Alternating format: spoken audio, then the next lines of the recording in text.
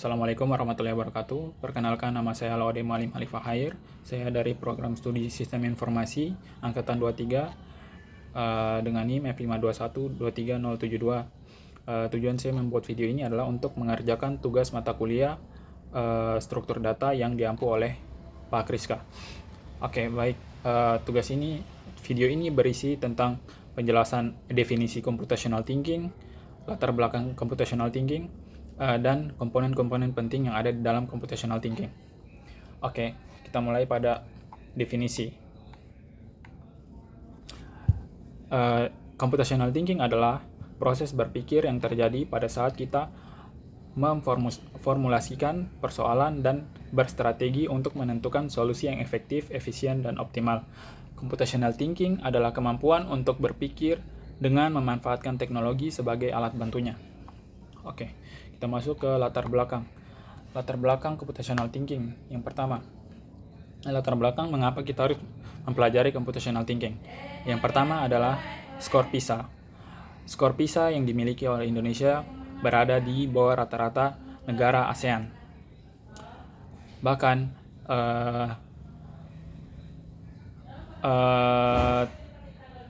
kualitas pendidikan di Indonesia yang berkuliah setara dengan anak-anak SMA ke bawah di Denmark.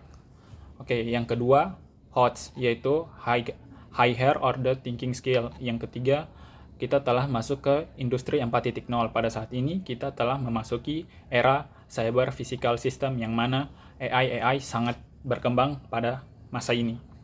Dan yang keempat, computational thinking telah masuk ke dalam kurikulum Merdeka. Computational thinking masuk ke dalam kurikulum Merdeka. Oke. Selanjutnya, komponen-komponen penting yang ada di dalam computational thinking.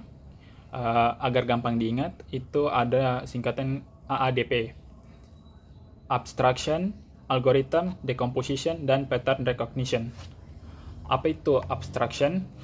Abstraction adalah proses untuk mengidentifikasi bagian paling penting pada sebuah masalah. Yang kedua, fokus pada bagian yang penting saja, abaikan detail yang tidak relevan.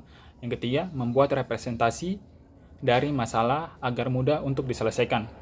Kenapa abstraction itu penting? Pertama, terlalu fokus pada detail yang tidak penting akan membuat proses problem solving menjadi rumit. Yang kedua, untuk menyembunyikan kerumitan dan meningkatkan fokus pada aspek penting pada masalah.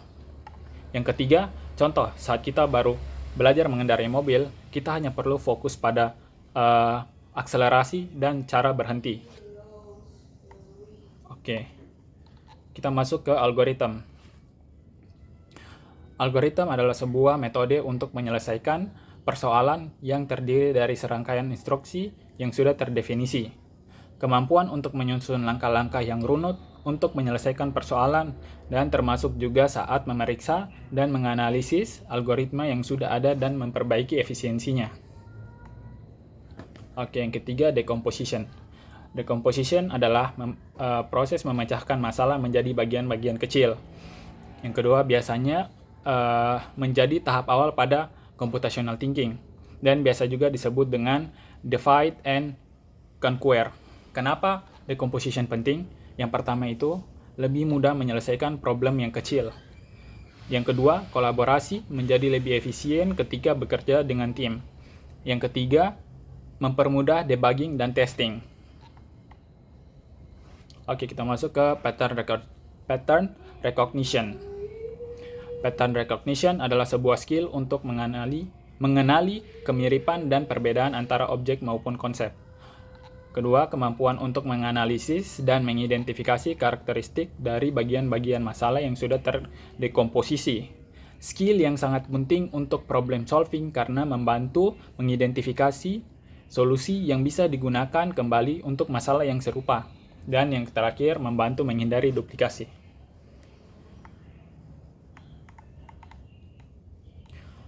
Oke, baik. Itu saja mungkin yang bisa saya sampaikan. Lebih dan kurangnya mohon dimaafkan.